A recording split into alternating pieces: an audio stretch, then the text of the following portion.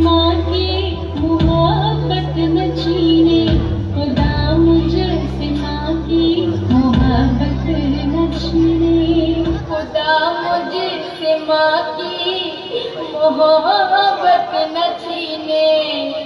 खुदा मुझसे माँ की मोहब्बत न छीने, खुदा मुझसे माँ की मोहब्बत न छीने, खुदा मुझसे माँ की मोहब्बत न छीने।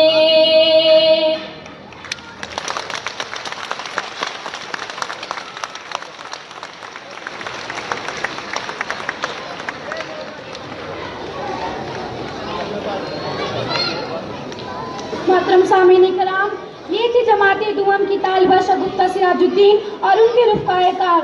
जो खुदा मुझसे माँ की मोहब्बत न छीने नामी एक्शन गीत पेश कर रही थी